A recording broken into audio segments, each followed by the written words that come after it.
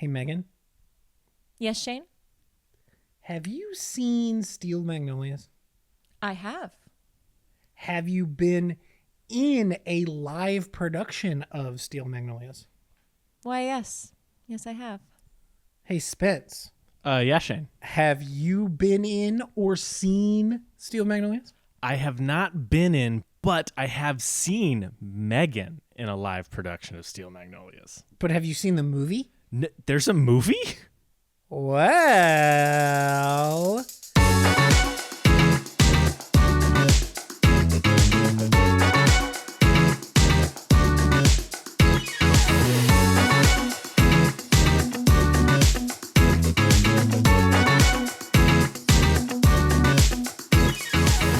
now you've seen the movie Steel Magnolias, and you've also seen the play that Megan was in. I have Yay! seen both of these things. Meghan, welcome to the podcast. Hello. I'm not sure if they can see your dog also, but he's equally on the podcast for the first time.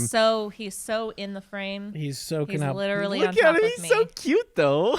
Booger is also a guest on this podcast He is. today. He's gonna have a lot to say. Yep. He watched the movie. For those who don't know, Megan is my wife. I feel like I mention her every other episode on the pod. And now you're seeing her on this episode because See, she exists. She's real. she does exist and she is real. I'm definitely not a paid actor. Not well, she was Why she- would you say that? She was a paid actor when she was in the stage production of Steel Magnolias. Very true. The face.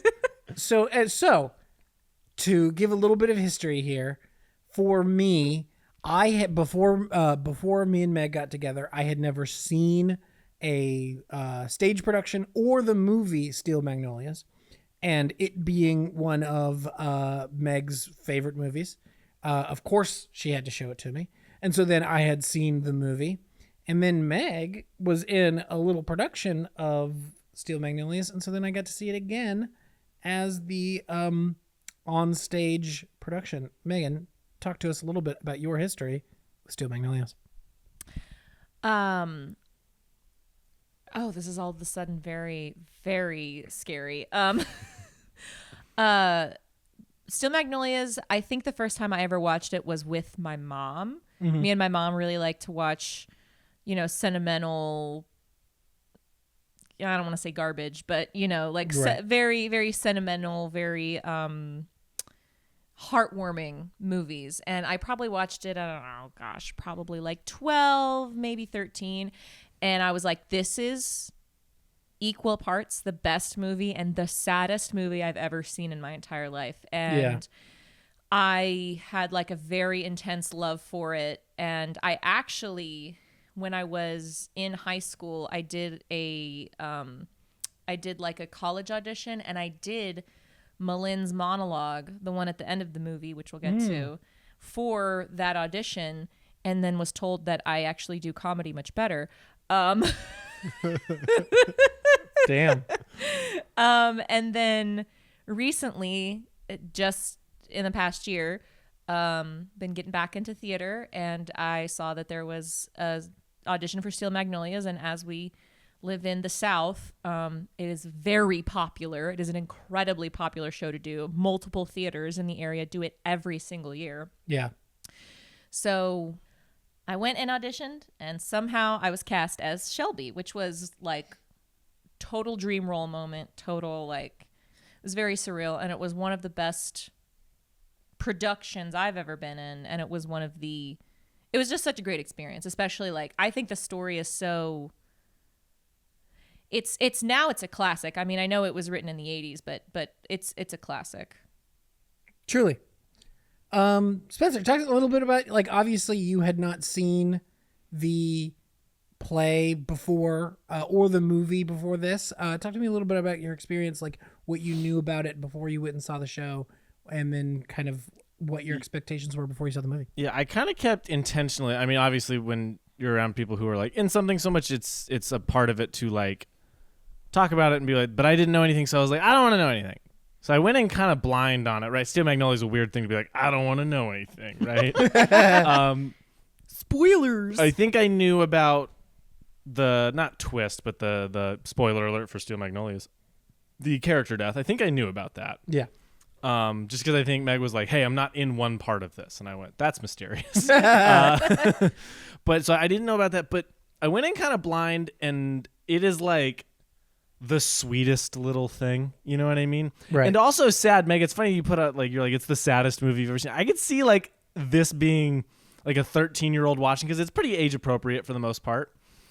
And that scene comes along, and then you're like, well, what the fuck, guys? Like, I could see that being one of those like first movies are sad. What? Right. Like moments for younger people. But I really like it. I will say this is maybe, I don't think this is too much of a hot take, but I think I prefer the stage version. Really? I think it is a bit more personal. Like that was what I got watching the movie versus watching you in the stage show. Is the stage show I feel like I get this core group of women.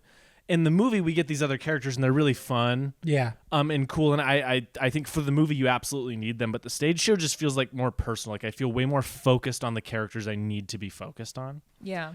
And you're brilliant. You were very, very, very fucking good in it. So I don't know. It was an interesting one to watch, having already seen the stage show, because I'm not sure I've ever seen this outside of Phantom of the Opera. I don't think I've ever seen the stage version of something and then the play. Interesting. And maybe August Osage County, but I was in August Osage County, so that's different. Right. About the differences between the show and the movie, I imagine for many of the people listening, they would probably have more insight into the movie than they would the show. So talk to me a little bit about the differences. Like, what is the difference between the movie and the show? Well, for starters, I think the most obvious difference is that in the stage show, all of the action takes place at Truvy's beauty shop. It's the only place we see. There's never a cutaway to, you don't see the wedding, you don't see anything, you don't see, spoilers, you don't see the funeral, you don't see Shelby in the hospital. It's all, anything that happens outside of the beauty shop is only referred to. And then there are also only the core 6 female characters, which is Shelby and Malin, Clary, Weezer, Truvy, and Daryl Hannah. Daryl. What's her damn name? Anel. Anel. I was like, Yeah, that. I was like Daryl Hannah. I think the most like interesting thing is I think if I had watched this as a movie, I wouldn't have because most movies that were plays that get turned into movies, you're kind of like, this is just a play. Yeah. Like even Yeah. August Osage County, right, which does a good job of making it more than just like a play. Yeah. Right. But this is one where it felt like the translation, the additions, right, the different scenes, because not as many scenes in the salon. Yeah. They add quite a bit, and the other characters make it seem more like a movie. You know what I mean? Like and I'd be curious, Shane, or if y'all had this experience where you're like, this feels like a play the first time you watched the movie, seeing that first. I have seen it, like the first time I watched it was much more recently than for Meg. So from my experience, like, I don't think I was like, oh, this feels like a play, because I don't even really remember if I had that in my head, the knowledge knowing that it was a play before it was a movie. Interesting. I can't remember what I knew then, you know what I mean? So it's like, I don't think, because I agree, I don't think it feels like a play in the same way that other movies based off of plays do. Like, like I feel like a movie like A Few Good Men feels a little bit more like a play to me, just because like it is so very specifically like people in rooms talking. Yeah. And like I think for Steel Magnolias is like, I think they do a lot to like you said, like that kind of like adaption of bringing in the new characters, shifting some scenes around, like getting us out of just the single location. Yeah, cutaways are a big one. Yeah. In the movie that I noticed, that makes it feel a bit more broken up and a bit more cinematic, quote unquote. Yeah. It was an interesting thing. I was Yeah. I mean, it's incredibly interesting to see like what they decided to add, what they decided to cut, and where they decided to move things in order to make it more of a movie as opposed to just people in rooms talking, Yeah. which that is essentially what this movie still is. But you at least have like the set pieces of like the wedding and the Yeah. reception, and like, you know, you get to see a lot more of what happens to Shelby. You know what I mean? Like there's a lot more of that Yeah. in the movie than there is in the play. And an interesting, I'm curious, Megan, having played this character, like, an interesting thing the movie does is we see her son quite a bit. Yeah. You know what I mean? And that definitely adds something different than the play. Like, again, the play is way more focused on these women and their friendship, and Yeah. and that's the thing that's lost, and the son is mentioned. Like, in this, they really put the son in the forefront of a lot of those moments. Yes. Like the whole third act. Yeah, and he's it's like right there. And it's really interesting because it's very effective. You know what I mean? But I don't know that it's more effective than the play. I just think it's different, right? Yeah. That's like that comes into like adaptation. Is they're going for the same thing, just a different way. Right. And that's, I think, the most interesting thing about this conversation is the adaptation of it, because it's fascinating, and having Yeah. someone who was in it is really cool to like talk about how you feel about, like, if you're doing character work on these characters, what are you putting in between these scenes, and how do they play, and how did they Yeah. do in ways. I'm just curious about stuff like that. The thing when I mean, I've seen the movie probably no less than 20 times. I mean, Yeah. Ironically, I said this is one of the saddest movies, but it is one of my comfort movies that, like, Yeah. when I'm like sick and I don't, Yeah. what to, like, I'll like put it on and watch it. And I will watch it all the way to the end. Like, people joke like, yeah, just she has Jack Jr. and that's the end of the movie. Yeah, But- that birthday scene. Yeah. He's just like, and off. And that's the movie. Everyone lived happily ever after. So when I had never read the stage script before being in the show, and I was really surprised to find that there are 4 scenes in the whole show. Yeah. There's 4 long scenes. And I am not in 1/4 of the show. Shelby is not in 1/4 of the show because she's dead. Spoiler alert. What? For a movie that came out in like 1989. Spoilers for a 30? Basically, for an Dirt old came movie. out, and then this movie was And then released. this movie, yeah. It was like Dirt, The Birth of Jesus Christ, then this movie. Yeah, in that order. Yeah. Surely. In terms of like, which was more culturally significant, the Renaissance or the release of Steel Magnolias? It's interesting because the kind of history behind the stage play is Robert Harling, the author. He wrote it because I believe his mother or his sister, one of his family members, has type 1 diabetes, and I believe that person did have to go through dialysis and have to go through all these awful, painful medical procedures. And, he's a person who grew up in the South. I'm not sure if he grew up in Louisiana, which is where the show and movie take place. Because after we watched it yesterday, I asked you, did you prefer the stage production or the movie? And you were like, you said you thought that you may prefer the stage show, but like the stage show only having the 6 characters and only taking place in one physical location makes it feel much more intimate. And I think this is one of the few cases of a stage to film adaptation that understands that it is a completely different medium. Yeah. The same rules do not apply. That being said, they change almost nothing about the script. I mean, everything happens in the same order. Is that true? I think Is there's it? some Am I sections that get wrong? moved around.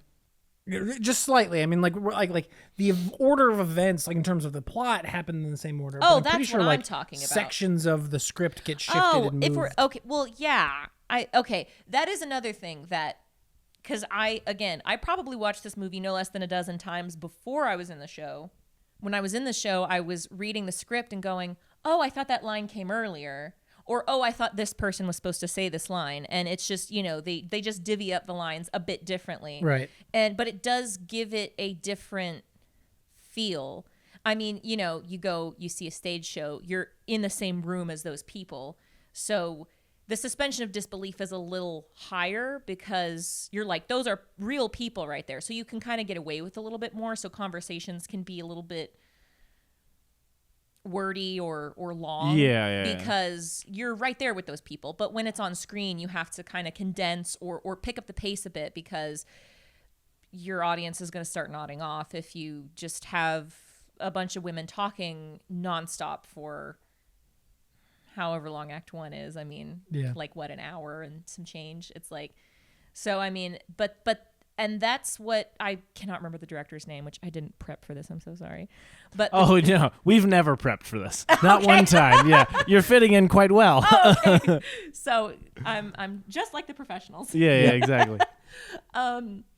I think that the director and the production team on this and the writers really understand that not only do you have to expand the world because those people are not right in front of you, but also because the story is really big, but the method through which the stage play tells it is quite small. Which is why I think that the show is so beloved, especially in the South, is because it is like a big story. I mean, they talk about a lot of people. Almost all of the women are married. I mean, it literally starts with Shelby getting ready for her wedding, and she's about to get married, which, can we also talk about that in the stage show? Jackson ain't shit. Yeah. Like, he is a bum. That was a weird thing I noticed almost immediately when he walks on screen. I was like, this dude is way too put together for how my image of him was. You know what I mean? Like, in the stage show, they make it clear that this dude sucks.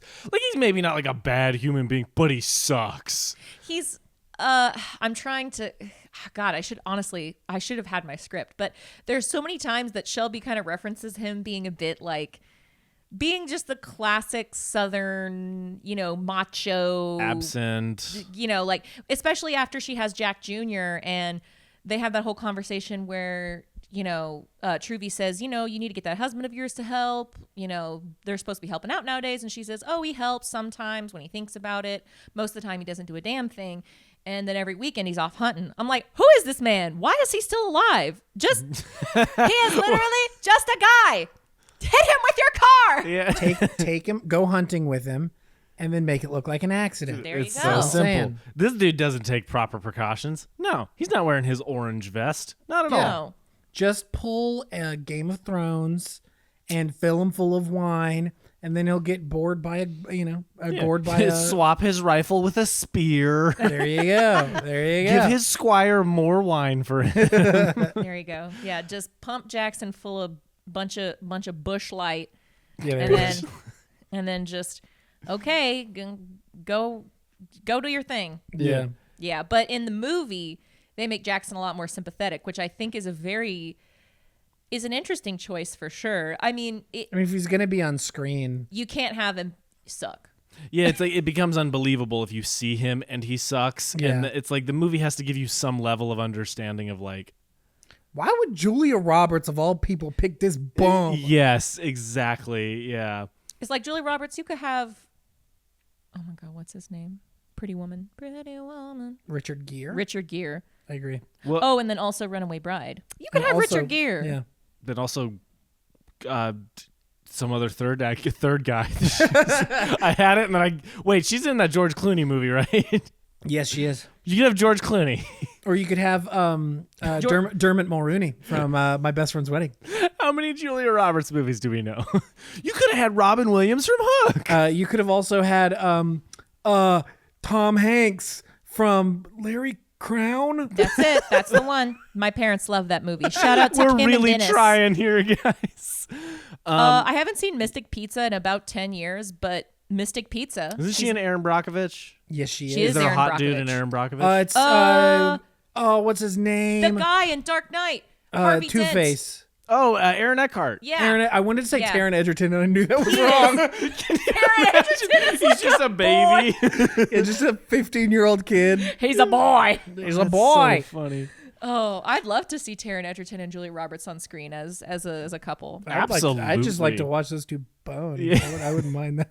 Yeah. Also, Julia Roberts can still get it. Well, Sorry. Just the casting of the movie is like impeccable, right? phenomenal. Yeah. Like Perfect. if you're gonna cast a if you're going to turn a movie into a play into a movie, trying to catch up here. If you're going to turn a play into a movie, plays are like 90% reliant on the acting. So you have to get that right. Yeah. You know what I mean? And it's similar to like a movie I don't think anyone here likes as much as Steel Magnolias, August Osage County. Yeah.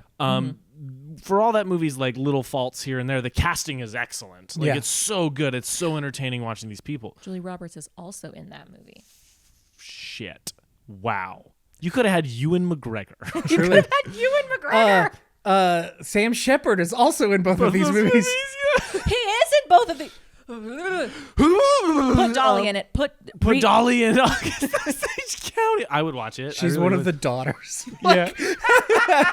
I buy it. No, but that's I think something that the biggest thing about the movie that sticks out to me is the casting. I mean, everyone in it is impeccable. Now I'll say this, Meg, watching the performance that you were in, I thought everyone in your cast was also incredible. Yeah. Like I agree. Like it's just there's an interesting thing with these roles where I think there's a million ways to do them wrong and like a couple of ways to do them really right, where you really buy all these relationships and why they don't hate each other, because they like make Weezer seem like an insufferable person to be around. Yeah. But when you watch the two versions I have seen with two excellent Weezers, I was like, I get it. I get why they would all be friends with her. You know what I mean? I think She's richer than God. she's richer than God. Ah, damn, that's it. You know, you're right. Yeah. You know, you got to have your rich friend. Yeah. But I you think got to get in that will somehow. I think that is a fascinating like thing that could have been a mistake, is if you didn't cast this right. And I think the movie like picked every right choice for all these characters. And Yeah, I like think it's really- overwhelmingly, I think that the show was both the show and the movie were perfectly cast. So I have a question that to pose to both of you. Yes. Because I actually didn't realize this until we just watched the movie the other night, but it seems like in the movie they kind of pit Malin and Shelby a little bit more against each other, like they're a little bit more at odds, rather than in the stage show where it's very obvious that this mother and daughter have a very deep love for each other. Shelby is just very stubborn and strong-headed, and so is Malin, and that's kind of like, if you're a daughter or you're a mother and you have a daughter, you know that like that's ultimately what your fights are about, is just like you have a certain way you want to do things and your mom thinks that you should do them the other way. And so but I feel like, because one of the things that really stuck out to me, I'll point out specifically to kind of give you a more specific example. So after Shelby tells Malin that she's pregnant and Shelby says, I need your support. I would rather have 30 minutes of wonderful than a lifetime of nothing special. Now, I could be wrong, but I do believe that in the script, in the stage script, it says that Shelby and Malin share a hug. But in the movie, Malin walks away from Shelby. Mm-hmm. What do you think of that difference? Do you think that, because I think that, you know, it almost works better personally when Shelby passes, because it's almost like there's so many things that Malin wish she had done and wish she had said to Shelby, and maybe things she would have done differently, and you think about those things, you know, like after someone's gone. Yeah. Do you think it's more effective that way, or just what do you think? I think that's an interesting, just talking about that thing. I'm curious, having not read the script, the movie script, or the stage show, I'm curious how much of that is like, because that's a specific change, right? Like that changes the end of that scene and that moment. Changes the context. So that moment, I'll just like say in a second, but I think overall, I'm curious how much of it is like choices the actors made depending on the thing, and direction. Yeah. Between like the director you had was like, I want to peel back on this a little bit. I want this to be a little bit more contention, not outward, like not aggression, but confrontation. You know what I mean? I'm curious how much of that script versus choices versus direction, like what all that, like I'd be curious what the original text, how it feels, which you obviously know because you've read the play. But that moment is really interesting. I didn't think about it in the moment because I've only seen the stage show once, only seen the movie once, but I think that's a great way to put it, is it like after what comes, you can look back at that moment and go, you should have hugged her. Yeah. You know what I mean? What's that movie we've all seen, About Time? Yeah. You know what I mean? About Time has this wonderful sequence where he just goes back. About Time is this wonderful little movie. It's about time travel in a very small way. Best movie ever. It genuinely, it's one of them. It's so good. But it has this wonderful sequence where he'll live a day and then he'll go back in time and try to live the day as close as he possibly can to the original. And it shows how different it makes just to have a little bit of joy and a little less stress. And I think it's like one of those applicable scenes where like that, so much of that movie with time travel, he just uses it to continue to spend time with people he loves. Right. And it's like he has this like benefit. And so it's like trying to live your life right. And this way where you're not going to destroy your relationships. Yeah. Is one of those things. So you don't have to live with that regret. Cause that's a really great way to put it, is like that longing and regret for, I should have hugged her. Yeah. I think that's fascinating. So that's maybe something the movie does that I think is very effective. Yeah. Yeah. I I think I'm of two minds about it a little bit, where it's like, I think I agree. I think the relationship in the movie is just like a little bit more, a little colder, than I think it is in the stage play, where, they are that much more, at odds and argumentative with each other than they are in the show, where there are those moments of kind of, catharsis and, those moments of kindness that aren't in the movie as much. That being said, the whole scene, after that, once Jack Jr.'s born, and the whole stuff with the kidney, and they're like right on the same page with each other. It's like we have that like connection and togetherness that is both in the play and in the movie. But yeah, I agree. I think the relationship within the movie is a little bit more at odds. That being said, like, as a person who grew up in a house with a mother and a daughter, that feels pretty accurate at the same time. Is like, because there's, I think a lot of coming from a dude who got along with my mom for the most part. It's like, that being said, like I know that a lot of mothers and daughters have that kind of contention, and it doesn't always end in a hug, Yeah. There's this, and I'm going to butcher this quote, but there's this, I've seen it on Tumblr like 100 times, but it's like, this guy. yeah, if nobody clocked me as a Tumblr person, Tumblr baddie. yeah. But it's talking about mothers and daughters, and it's like the mother looking at the daughter like, you are all that I could have been, and the daughter looking at the mother like, you are all that I might be. And I think that fuck. Yeah. It's like, where's the button we should put under that? Holy shit! We Just to take the edge off the sting. we there. need a soundboard, guys. We need a Right? soundboard. We're getting too much in feelings We territory. need to back it off. Be a little less emotional. play that sound that's like, oh my god. God. Wait, Meg, do a Dune scream just real quick. Back the mic up and do a Dune scream just real fast, just to get us into a happy territory.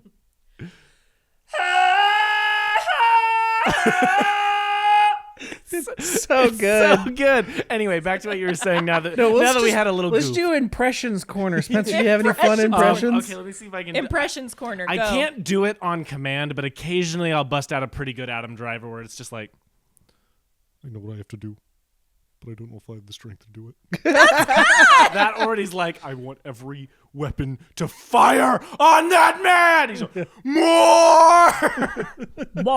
Blow that piece of junk out of the sky. What a good line reading from. I love Adam Driver in those Shout out movies. to Adam Driver. Shout out to Adam. Hey, Adam, come on the pod. Come on the pod. I'll- You too, Dolly Parton. You too. Ooh, could Dolly. Dolly, we love In you. Dolly we trust. In Dolly, we trust. Anyway, Meg, you were saying before I rudely interrupted, we went on a 2-minute riff. So yes, all of it. Tumblr. That was so well spoken. Thank Thank you for getting me into that. You're welcome. And I think that this is one of those things that it rings true, like the story, regardless of it's the stage version or the film version. I mean, one of the things that Shelby kind of, I guess, accuses Malin of is you're jealous because you can't call the shots. You don't have any say in my life anymore.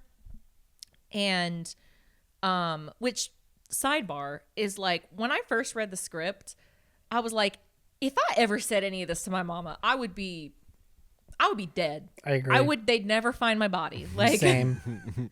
because Shelby is spicy to her mom. Yeah. Like real spicy.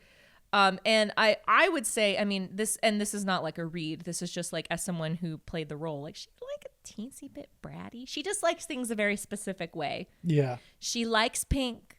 She likes blush and bashful. Malin is the same way. She just likes things a very specific way. She thinks things should be done a certain way. And also, she is Malin's only daughter. She has her 2 sons. And so I think it's another one of those things where when you're the only daughter, too, you're kind of like, there's like extra pressure. And your mom feels even more like she, makes you her business. Yeah. And, but it's out of love. And I think that that's the biggest thing between Malin and Shelby is because this is a very ensemble show. I don't think anyone's like specifically the main character, but if I were to call out a main character, it would probably be Malin. Oh, for sure. I think specifically in the movie. Yeah. I mean, Sally Field, who's like, God, just put her in every movie. Yeah. Agreed. I think she probably easily gets the most screen time, especially with all the Shelby being in the hospital. Yeah, especially everything that they add. Yeah. Yeah. And oh gosh, one of the things that always breaks my heart is the montage of scenes where Malin is in the hospital while Shelby's in the coma, and Drum, her husband, comes up behind her and says, honey, you should go home, like eat a real meal, take a shower. And Malin kind of shrugs him off and says, what if she wakes up for 2 minutes and I'm not here? Yeah. You know what I mean? And it's like, again, before I start crying, Jesus. Again, men ain't shit. Yeah. that ain't shit. And I'm kidding. Do you like the name of the show? Do you think that's a good? Steel Magnolias? Yeah. Perfect. I think it's I wonderful. absolutely love it. Mm-hmm. Because that. Yeah. Yeah. Men are supposed to be made out of steel. Yeah. But they're not. But they're not. And they talk about the magnolia tree a lot, and women are often compared to flowers and being delicate and stuff, but women are usually the ones who bear the emotional brunt and sometimes even the physical brunt of suffering. Childbirth. I mean, Shelby, Was that a tough thing to? I'll kill you. I'm so sorry. I am so sorry. That was a joke. I will murder You would be well within your rights. Yeah. That was. So to get off Malin and Shelby really quickly, who is your favorite Weezer. character? Yeah. Weezer. It's and something I like that the movie adds is the relationship between Weezer and I forget his name. The Drum? dad. Drum. Yeah. I love their relationship. Yeah. It's really interesting. They pick at each other but there's like obviously this weird love there. Like, Yeah. I really like the addition of that in the movie. I think it's something that adds a lot of depth to Weezer's character. Totally. Giving her this like antagonistic person. It's like it's funny because like this story doesn't have an antagonist. No. It doesn't have like a person who's Diabetes. Damn it! It's You beat me by 1 second. the crux of this movie. Diabetes is bad. Yeah. Guys, you know what? I'm just going to come out and say it. Diabetes, no good. Nope. It's bad. So- it's bad on your body. But yeah. Whoa. Sorry, you were saying. Ooh, easy, bud. One of my favorite scenes that is only in the movie, that is not in the stage show, is when Shelby and Malin are going to get the kidney transplant surgery, and Clary and Weezer go to I'm assuming the Piggly Wiggly, and they're getting food to make food for everyone, for the family, while Shelby and Malin are recovering. And Weezer's just like, we're not feeding him till the end of time. Yeah. Like clearly she wants to do something nice. Like she Yeah. wants to help Yeah. feed Drum and the boys and Jackson and everybody, so that, you know, like, because she has a very deep love for them, but she's like, but we're not going overboard. Like, we're not Yeah, doing yeah. all that. Like, She's like, hold the phone and the generosity. yeah. Right. I mean, Weezer has almost all the best lines. I mean, Yeah. in the show and in the movie. Yeah. I mean, She's been in a very bad mood for the last 40 years. Oh, that's my favorite That's line. so good. What would you say to each of you? What would you say is your favorite addition to the movie? Like, I what do you don't- think that they did? What's the thing that you prefer that they added in the movie? I think that thing that Meg, what you said, that line in the hospital, when she wakes up for 2 minutes, and you know what Yeah. I mean, Yeah. that little moment. But I think another one that's like just gut wrenching. I don't even know if I want to say favorite. I maybe want to pick a fun one that they added. I have a fun one, but this is like the one that I think is the most effective is finding Shelby, right? Oh, When you see the kid like the spaghetti and you're like really freaked out, and Jackson Jr.'s crying, and he comes in, he's like, "Hey, buddy," and you're just waiting for it, and then Yeah. it looks out and she's just passed out outside, and you know, that is like an incredibly effective piece of filmmaking yeah. in such a simple way. Like And it it's is. slow. And it's slow. It takes its time. Yeah. And it makes you sit there because you know, like you immediately know. because you just saw. yeah. It's like it's so, but they just make you kind of sit there and wait to get it. Favorite addition from a fun standpoint is when they shoot the plunger crossbow full of firecrackers into the tree. Yeah. That made me laugh. I literally looked at y'all and was like, "Can we get a crossbow for the house? What say you?" yeah. I mean, wouldn't have any birds, right? Nah, man, no birds. What? No birds, no squirrels, no No, nothing. no bunnies. Mick. Favorite addition. Honestly, I guess this is more general, but I do like seeing more of the town and more of the Yeah. like just kind of feeling more in the world is nice, you know. Right. But I think that's part of the filmmaking aspect of it is like it's because when you have a stage, it's like you're very limited on what locations you can be in, but with a film, you can be all over the place. I will say, I think the most effective is just all the inclusion of the hospital scenes, the scene where they turn off all the machines and everyone leaves the room but Malin. I think that's incredibly effective. I honestly do love seeing the wedding scene and just how pink everything is. Yeah. Because Malin has that line, that sanctuary looks like it's been hosed down in Pepto-Bismol, which I think she's exaggerating a little bit, but Right. I really do. But it's pink. Oh, girl, it's pink. I also love, honestly, just the whole beginning, because the beginning of the show starts with Truvy talking to Anel, which is not how the movie begins. The movie begins with Malin and Shelby getting ready for. But I just like the running around and all that.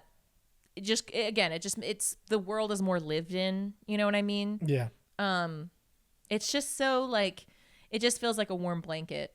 That's why I like it. That's why I like the film so much. Is just it feels so familiar. That's how I described Greta Gerwig's Little Women. It's just like a warm blanket of a movie, and I think that's Yeah. very true of this as well. Warm Yeah. blanket cinema, new cinema. We'll talk There you about. go. Yeah. New cinema genre.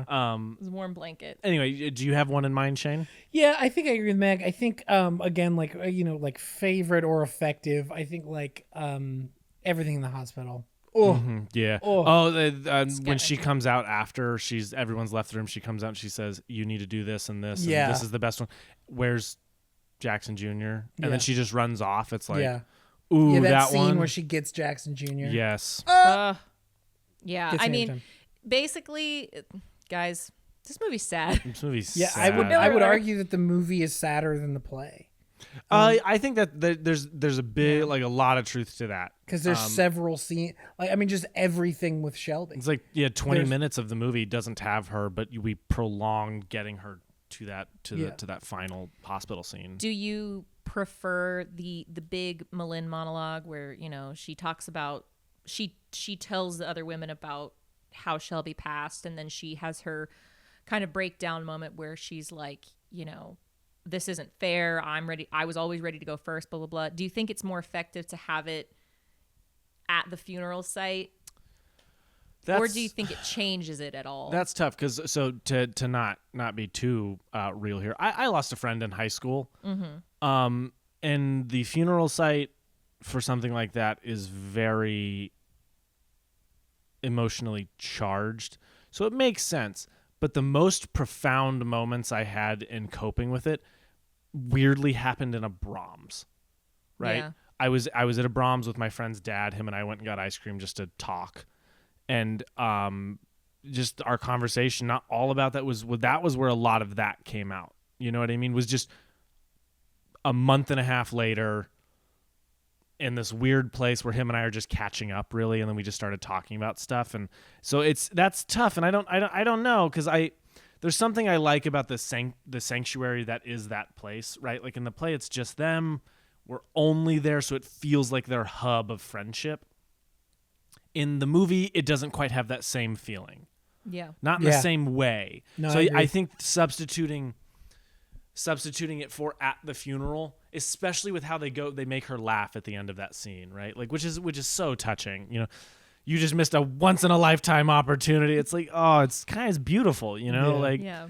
I think the way the movie handles it is great. You know what I mean? Yeah. And because of that change, right? Because of that adaptation change of the salon not being quite as important in the same way. So I think the movie handles that really well. And again, it's just a great piece of adaptation, right? Like there's no need to have that scene and then take us to another scene and all these new setups and all these new things and all these new whatever. Just have it there because it makes sense. It feels right, you know? Yeah.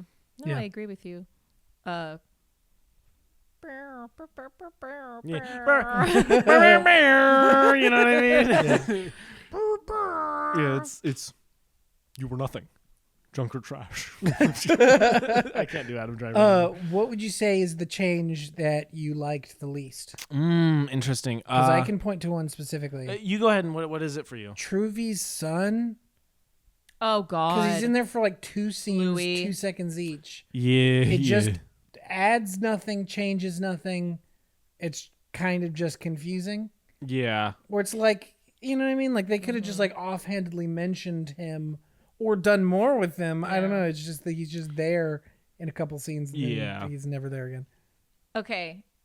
I forgot about this, but when we were just talking about our favorite stuff, honestly, I love that they included Spud or Truvy's husband. I think that Sam Shepard, shut up. Sam Shepard, shout out. Rest in power, King. But something that I think one of my favorite moments that isn't in the show is after like Truvy's getting ready to go to the funeral, and then Spud says, you know, I feel bad for them, especially Jackson.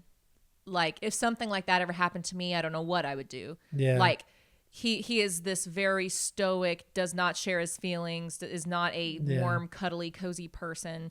But this is his way of saying like, you know, like if I ever lost you, I don't know what I would do. Yeah. And I think that, you know, because Truvy is to me in the stage show, she is the emotional core of that group because, well, I mean, you know, hairdressers will always, you know, say like, you know, I'm a therapist first and a hairdresser second. Yeah. You know what I mean? So it's like giving Truvy this kind of deeper context. Like Weezer gets kind of deeper context in the movie. I think that the deeper context that is provided, the only one who doesn't get deeper context is Clary. It's because she does not need it.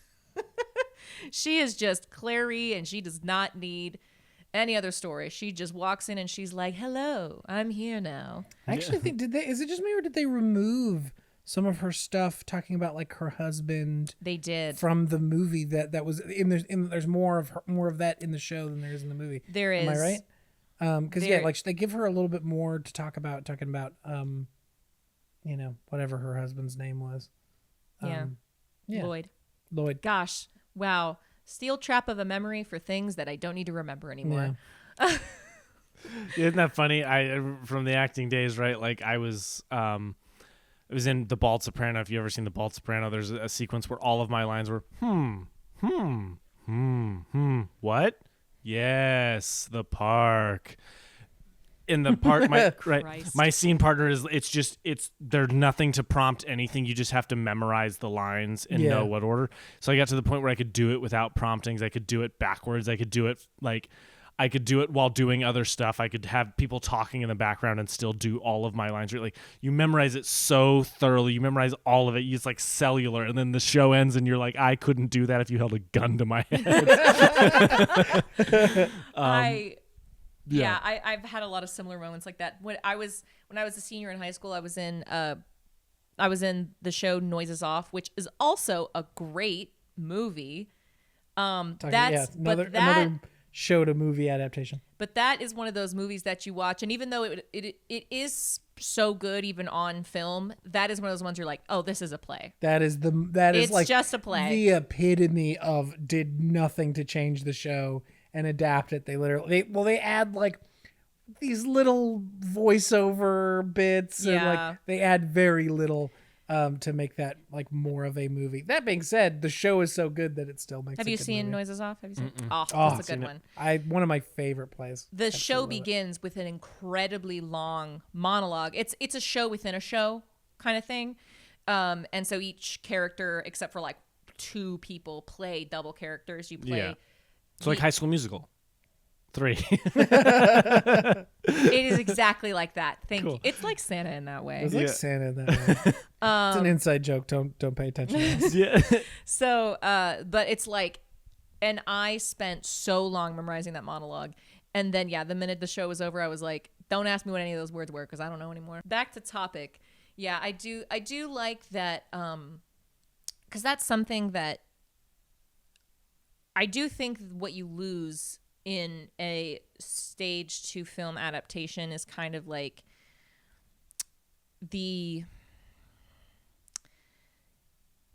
because when you're watching the stage show, you're there with all these characters almost the entire time. Yeah. Seldom is there only like one person on stage at any time. It's usually 2 or more people. And Truvy is one of the characters who almost never leaves stage, except to like have a quick change, and that's it. Yeah. And she is the emotional core of the show. It's her shop, it's her friends. She hires Annelle. It's her neighbors. You know what I mean? Like, yeah. And again, it's an ensemble piece. There's no one specific like main character.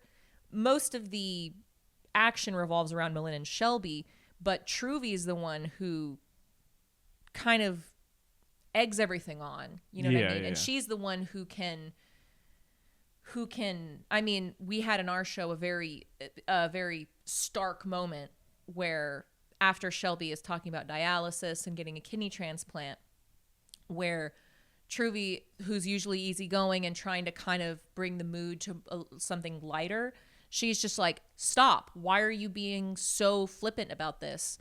And I do think that you do lose a little bit of that in the movie, but I think that, again, through the method of adaptation, it's almost necessary just because, like, now the film is our emotional core rather than needing to be a character. Does that make any sense? No, or I know am I what just, you're like, saying, saying words? No, I No, get it what you does. mean. Like, it makes a lot of sense. Yeah. Sorry, Booker just looks insane. He's curled up with me. He's being a good little guy. So Look at him. He's so cute. Spencer, is there something that you is there a change that you didn't like in the movie? Trying to think about didn't like Or maybe would have done differently, or done differently is interesting. I would have to like really sit down and like think about it. I mean, the character Annelle, I don't really care for Annelle right? Annelle? Did I make up that? The assistant hairdresser? Yeah. It's like in the movie or in the show? I kind of both a little bit. Like you know, and not to say that that's a bad written character, not to say anything. It's just like of these women, she's the one I'm by far the least interested in. Yeah. I think the movie has I don't know. I don't know. It's got that scene where they're like, she's like, you will not have liquor in my home. And it's like, there's like a bit of me that's like, this feels like a lot. Like, this feels like a lot. Yeah. Whereas in the stage show, it feels a bit more like they're worried about their friend, and in this one, it feels more like it's played for laughs. You know? Yeah, I do think that they add quite a bit more comedy on the fringes Yeah. in the movie. I mean, it's like I feel like to its detriment a little bit. I think they make Drum comedic character at times where it's like Interesting. I would have liked maybe 10% less comedy from him and a little bit more Sincerity. yeah, he just didn't like for the a lot of the movie. He doesn't feel super real. He feels a little bit caricature-y to me.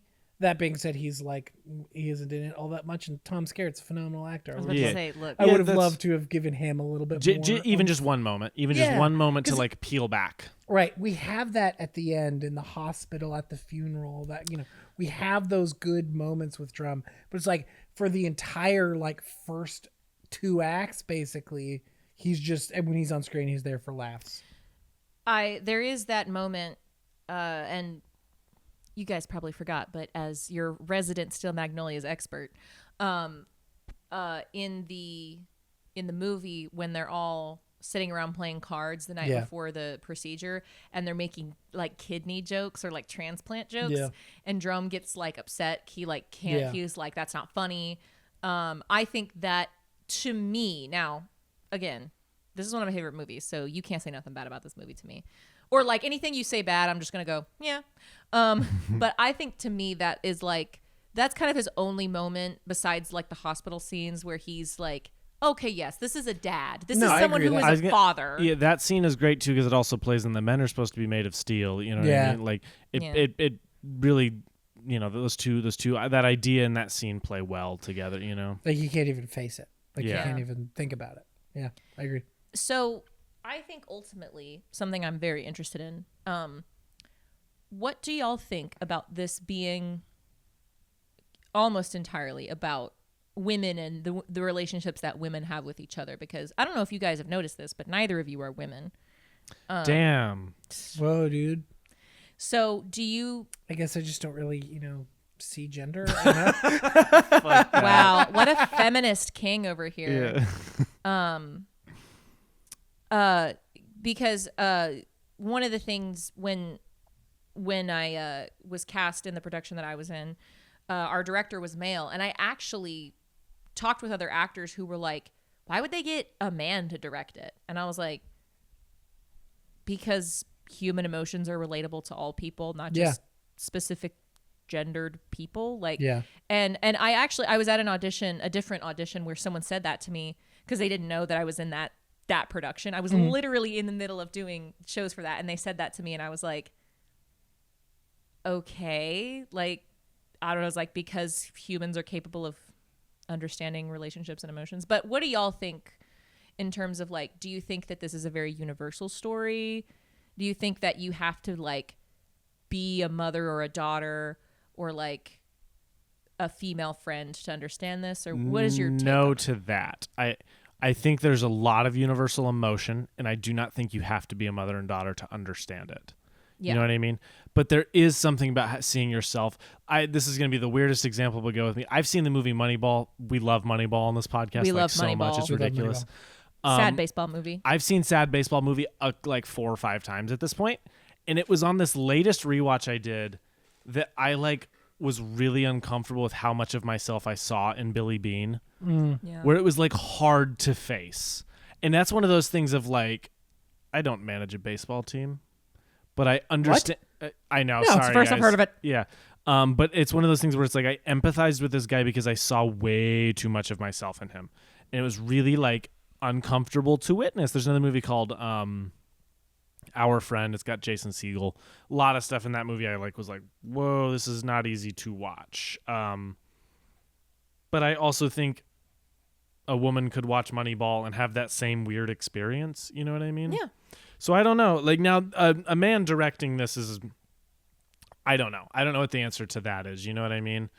I often look at Little Women. Do I want a man directing Little Women? Yeah.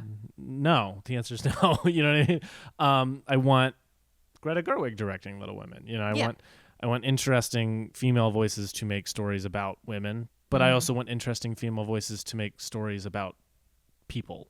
Fuck it, make a Marvel movie, make a Star Wars movie. I don't care. I just want, I want everyone to be able to tell stories, and I don't think we should. I don't think every story needs that. You know, it needs that. Oh, this is for women. And I'm like, well, no. I think I watched this movie and I watched this play and I had a deeply emotional experience. So I don't know. You know what I mean? Like, I don't know what the answer to that is. Shane, do you have any thoughts? Yeah, I both agree and disagree. Where it's like, obviously we can connect with it. That being said, I think there is probably a deeper level of understanding and connection that somebody who has had an experience like this, or who has a tumultuous relationship with their mother, can have like a deeper level of understanding than maybe I could. I mean, that being said, like I said, I grew up in a house with a mother and a daughter who didn't always get along.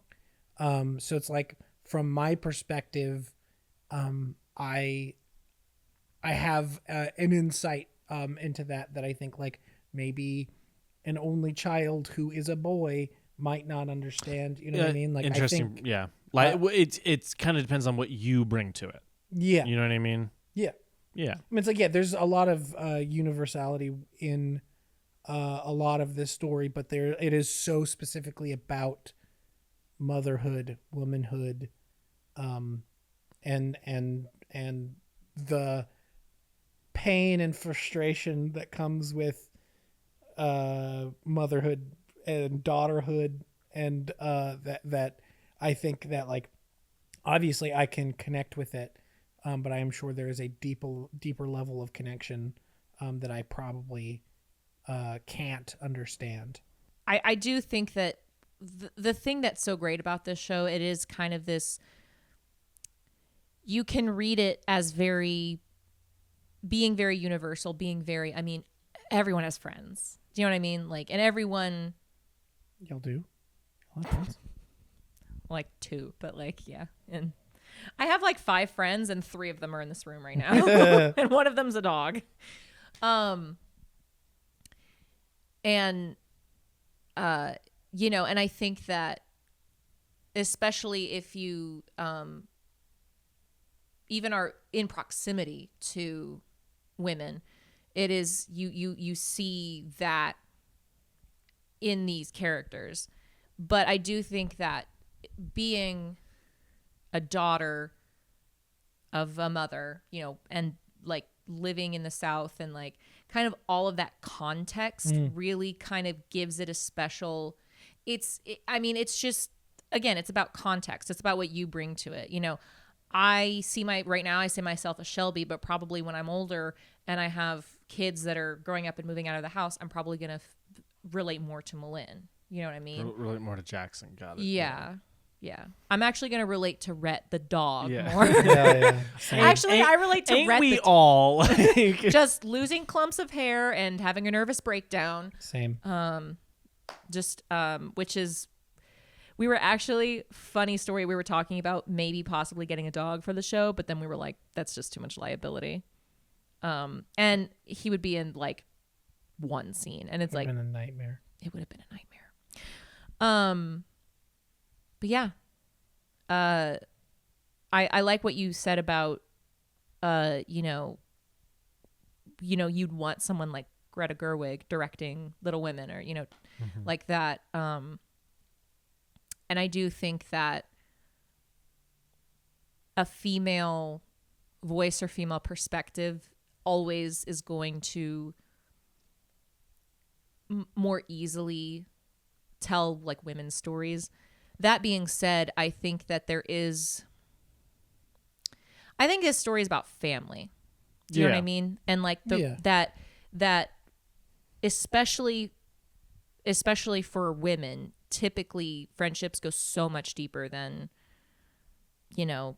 going to lunch or, like hanging out with each other. It's like you'd step in front of a car for your friends, for your family.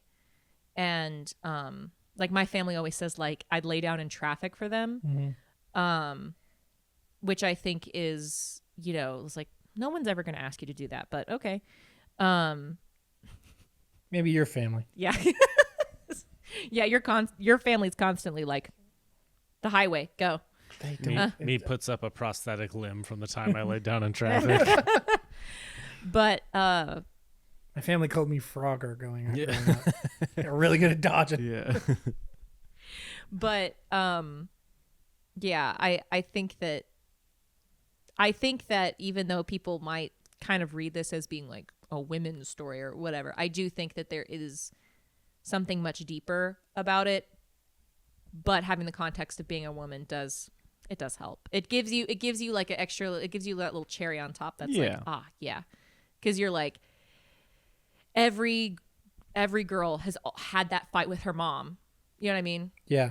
Where it's like, your mom is just not on the same page as you, and does not agree with you, and there's just not a consensus you can reach, no matter how hard you try. You know what I mean? Yeah. And I think we all have a Weezer-like person in our life. I think. For me, it's me. I am the Weezer. Yeah. Yeah, it's like, It's me. Hi. I'm the Weezer. It's me. I'm the Weezer. It's me. But yeah, I think I like both the stage play and the movie. I think they're both good. Any other things we want to talk about? Any other discussion points for Steel Magnolias, you guys think? No. No. My rating is actually not 5 out of 5. I'm gonna give it 4 out of 5. 4 out of 5 Magnolias. 4 out of 5 Magnolias. I agree. B segment. Segment. So, in honor of Mother's Day coming up. This coming up On Sunday, Sunday. I think. Yep, Sunday. And this is So this will come out Thursday, Sunday. Yeah. Okay, yeah. In honor of Mother's Day this weekend, and this being an ultimate top tier mom movie, a titan of mom cinema. What would you put as your Mount Rushmore of mom cinema? What are your Notebook. top choices for mom movies? Can I go first? Yes, of course. So I'm gonna say a movie that my mom and I have probably seen no less than 600 times. Mm-hmm. It's a little movie called Where the Heart Is with Natalie Portman and Ashley Judd. It is. Is that the one where she lives in the Walmart? She has the baby in the Walmart. Yeah, that's what I thought. It is mom cinema to the max. You know what I mean? It came out in like, I don't know, like 2000, 2001, and it is very of that time as well. It has some random good like actors. It has good cast. It has Natalie Portman, Ashley Judd. So those two. No. Who plays Rizzo in Grease? The actress who plays Rizzo. The actress who plays Rizzo in Grease. It has Joan Cusack in it too. Oh, she plays like a cameo type role. We love Joan. It's a good one. It's super overly sentimental. But it's good. It's a good one. I think I haven't read the book. It's based on a book, but I don't know how to read, so I won't be doing that. Same. But the movie's really good. I think it flows pretty well. And it's one of those ones that I'm definitely going to make you watch, including The Terminal. Can't wait. That's another one that my mom loves. It's not. I don't think it's mom cinema. I'd actually categorize it more as like dad cinema. Yeah. But my mom. That guy is really good at being stuck in that terminal. He's super good at being stuck in that airport. There is nobody who gets stuck in a terminal like Tommy Hanks. Like Thomas Hanks. Like Thomas and Hanks. Mom cinema. I'll throw into the ring The Sound of Music. Shout out. Shout out. That's a great pick. I think The Sound of Music. That and then another weird one for people of a certain time that this movie has not aged well. I've never seen it, but my mom and her sisters love it so much. 7 Brides for 7 Brothers. I don't know if that's technically mom cinema. I haven't seen it, so I wouldn't know. But The Sound of Music is maybe the titan of mom cinema for me. All moms like that movie. That is a top tier mom cinema movie. I have another one. Yeah. Hope Floats. Y'all seen that? Hope Floats. I haven't seen it, but you're. Hope Floats is to me, I think, the titan of mom movies, only because it is about a mom and her daughter just going through it, and Actually, it's like 3 generations, so it's little Bernice, I think that's her name. And then there's Sandra Bullock's. Okay, thank you. And then I couldn't remember if that was Sandra Bullock's or Julia Roberts in that one. what are you Julian Solomita? Yeah, I know. Or was it Anne Hathaway? I can't remember. Anyway. No, so Sandra Bullock's and then her mother, and I cannot remember the actress's name. I'll probably remember it later when we're done. That movie. And it's got Harry Connick Jr. And it's in a Harry iconic performance. And if there is one actor that moms love, holy shit, it is Harry Connick Jr., my dude. I mean, don't we all, but specifically. Literally, actually, funny story. While I was doing Steel Magnolias, we were talking about like very sentimental movies like Steel Magnolias, and I brought up Hope Floats because I've seen it like 100 times.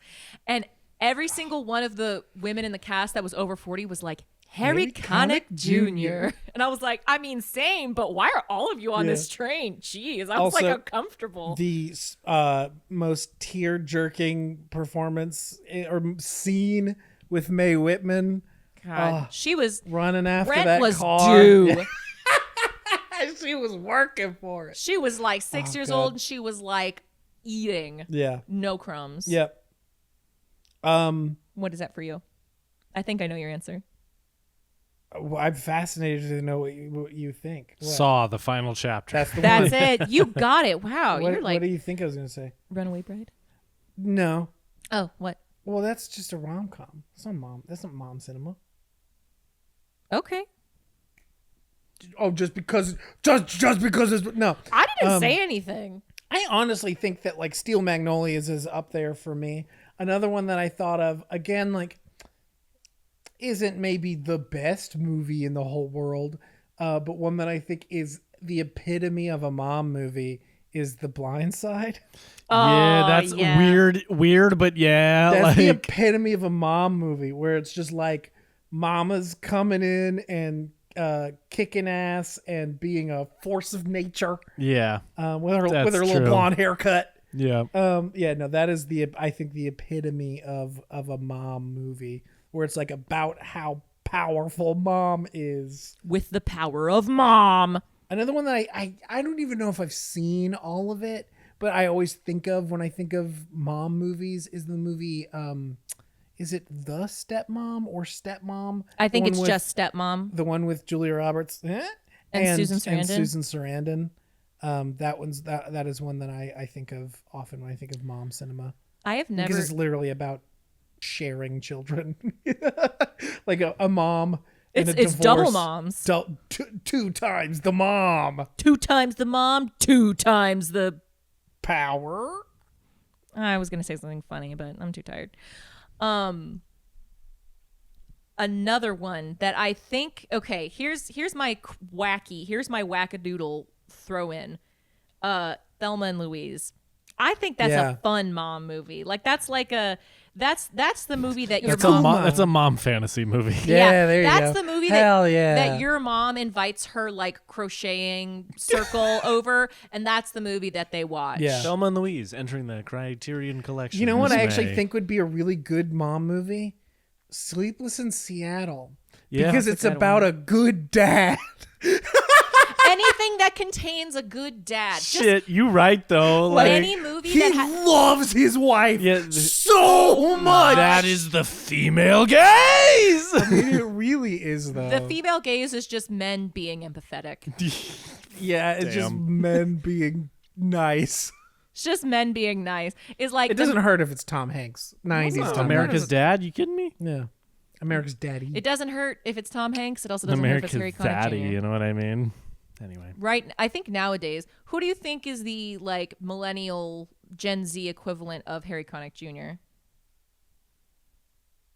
No clue. Okay, what about Tommy Hanks? Because I think it'd be Ryan Gosling. Ryan Gosling's too sexy though. Is Ryan Gosling? Are you telling me Thomas Hanks isn't I'm sexy? not, but it's a different kind of sexy. I'll take that answer. It's a different kind of sexy. Ryan Gosling has a little bit of edge that I don't think Thomas Hanks That's has. another great way to Yeah. put that. Thomas Yeah. Hanks. His name is Thomas. I don't know. I don't know what the answer to that is either. Meg's asking I the just like philosophical questions. I just tonight. like Ryan Gosling. Any other titans of mom cinema? I think, honestly, you hit the nail on the head with Sound of Music. I think Sound of Music is kind of, at least in my experience, Tenet. all the moms. Oppenheimer. Oh God, that's Mamma hilarious. Mia. Mamma Mia is a good Mamma one. Mia. Mamma Mia. Mamma Mia. Paddington. I mean, Paddington I is- think Paddington is just human cinema. that's just a Like, titan of cinema. Yeah. Yeah, I was about to period. say Straight, Paddington yeah. is just a titan of cinema. No ifs, ands, or buts about it. Anyway, yeah, I think all of these have been good Yeah. mom but cinema Sound of picks. Music is a good choice, Yeah. though. I think we've All got. moms love Sound of Music. All moms love Sound of Music. I think we've got our Mount Rushmore of like Sound of Music, The Blind Side, for better or worse, Hope floats. Hope Floats, and I Mhm. think Steel Magnolias. Up Thel- there. Thelma and Louise is an interesting pick too. Yeah. Thelma and Louise is For your cool moms it's out there. cool moms. I'm not a regular mom. I'm a cool mom. I'm a cool man. Recommendations. Recommendations. I will kick us off. I just saw this in theaters. It has nothing to do with Steel Magnolias whatsoever. I just think it is very, very good, and I think it is cementing this as one of maybe the great trilogies. Guardians of the Galaxy Volume 3 is excellent. If you want to see an example of a filmmaker evolving and changing and adapting with the circumstances he's put into both personally and professionally, Guardians is a wonderful, wonderful look at that. I love that movie. Great. It has a fucking amazing soundtrack, and there's a CGI raccoon in it, and I cried. And if that doesn't tell you that you can empathize with anything and anyone, I don't know what else will. Anyway, I'll gush about that movie. I love it. I love it dearly. Y'all need to go see that one. We do. Anyway, Guardians of the Galaxy Volume 3, nothing to do with anything we've talked about at all, but I love it. Are there any mothers in that movie? Yes and no. Zoe Saldana is being mother. Yeah, well, She is giving mother. the whole franchise is about having lost the whole franchise is about having lost family and Yeah. finding family. You know what I mean? Yeah. As much as we talk about the Fast and Furious movies about being about family, Guardians in every way is about different relationships and bonds you make along the way and how important you can be to one another. Anyway, I this is again the movie with the talking tree and talking raccoon. Yeah. That I love dearly. I love all three of those movies. But anyway, Found family are the Fast and Furious movies like LGBTQ plus coded? Like, great question.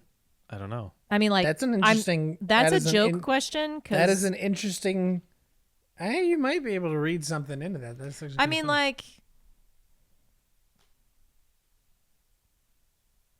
as RuPaul says, we get to choose our family yeah, when you're a gay person. and they drag race in the movie.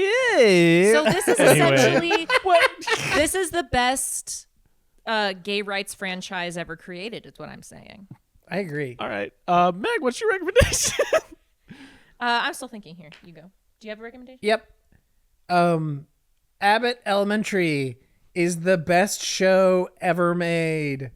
Obviously, I'm exaggerating slightly, but it is an incredibly good sitcom. It is hilarious, heartwarming, and every single person in that show can fucking get it. They can get it. I want to bone everybody in that show. It's so weird. That Or show, watch them bone. or watch them bone. I think that show is hilarious and incredible, and I think everybody should watch it. Me and Meg binged it over like 3 nights, and I'm incredibly sad that the fucking writer's strike. We are on the side. that of. we are We're on the side of the of. writers. I was going to. It's just a bummer that the things like this will be canceled, and hopefully the same writers will be able to come back for them. right. I was going to jump in with that. Sorry, I just got really nervous. I was like, "Oh no, we're in agreement." Right. We'll talk about this at some point soon. So yeah, I think that show is incredible, and I think everybody should watch it. Even knowing that season 3 is going to get delayed, I still think you should watch it right now. Dope. It is amazing. I won't, but I have to wait for season 3. So my recommendation is also a television show. It is Yellow Jackets. I've been recommending this to everyone I know for like 3 or 4 weeks now because I love it so much. It is also very like female girlhood like centered, but it is also just like the characters so good. Also, if you put Miss Melanie Linsky in anything, it's gonna slap. it's going to be the best thing you've ever seen. I love her and everything she's in so dearly. I wish she could be in everything, but unfortunately, she only has so many hours in her day. It's really beautiful. And something that made me laugh is I was watching it on the big TV, and you walked in and you were like, "This looks like a fucking movie," and I was like, "Doesn't it?"